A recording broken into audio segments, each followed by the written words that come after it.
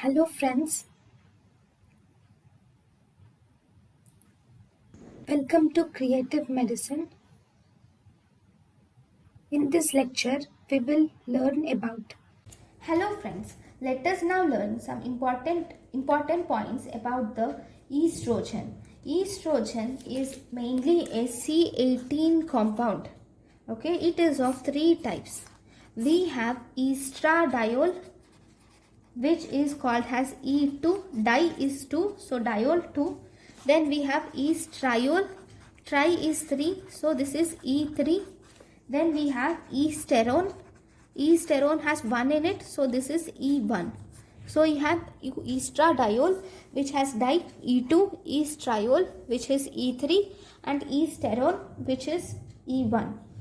So if you see this estradiol, it is present in reproductive age group. This estriol is present in pregnancy, and estrone is present in menopause. Okay, so if you see the order of potency, E2 is more potent when compared to E1, and then E3 is the least potent, because it's obvious in menopause we do not have estrogen, so E3 is we do not have active estrogen, so E3 which is present, or esterone which is present in menopause, is least potent. And obviously in reproductive age group we need estrogen, very important, so estradiol is more potent. And in pregnancy,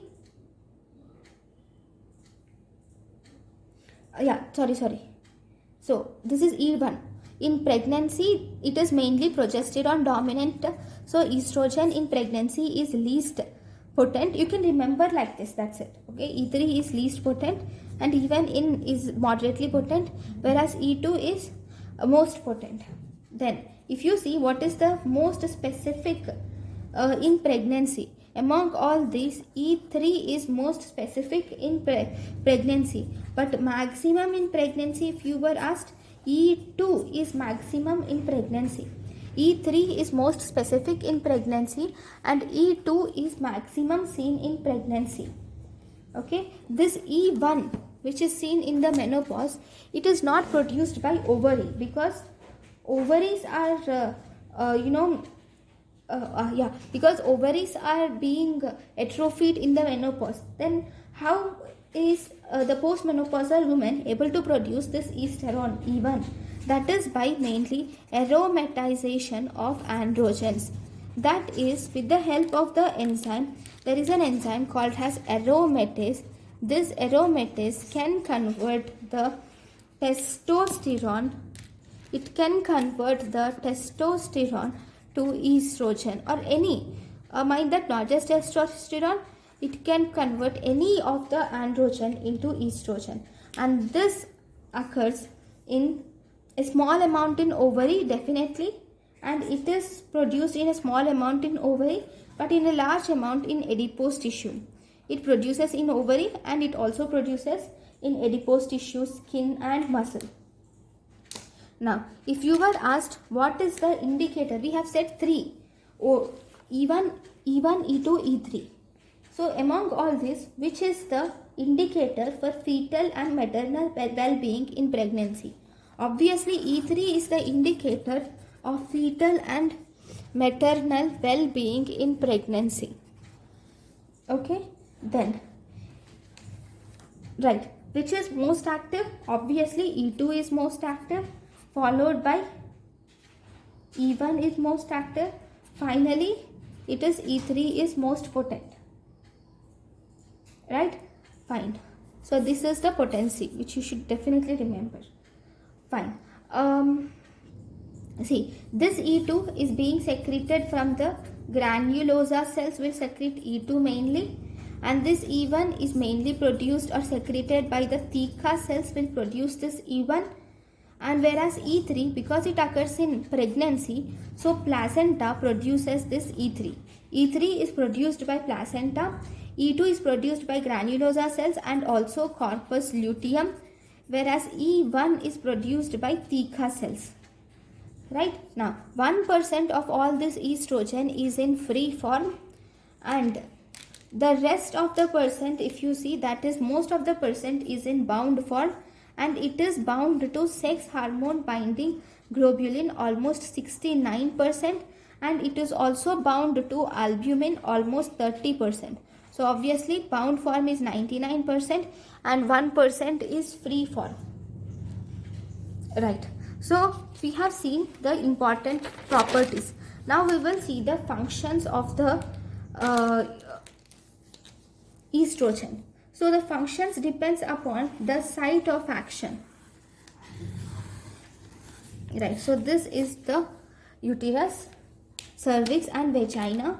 So first we see in the vagina, with the help of the estrogen, if you see, the superficial cells in the vagina will predominate, and as a result there will be high karyopyknotic index will be seen in the vagina due to this estrogen dominance. Then in the cervix, if you see, in the cervix, if you see, it will cause mucus secretion, and this mucus secretion will be clear and watery. It will cause clear and watery mucus secretion, and this mucus secretion will be elastic, okay, and as a result it can be stretched in the fingers, between the fingers, which is called as Pin-Barkett sign. And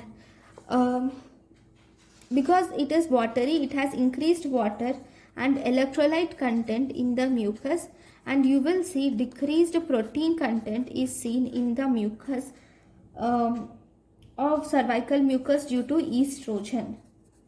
Okay, when you will dry the cervical mucus and see it under microscope, you will see the fern-like pattern is seen under microscopy in the cervical mucus. Okay, so these are the actions in cervix. Then if you see the actions in the on the endometrium, it helps in, it actually proliferates endometrium, and it will also help in growth of uterus in non-pregnant state also. Then in the from the uterus, then the next thing is fallopian tube. So if you see in the fallopian tube, this estrogen causes increases motility of the fallopian tube, and it decreases the secretions of the fallopian tube. So these are the different functions in the reproductive in the female genital system. Okay, then other functions are, it will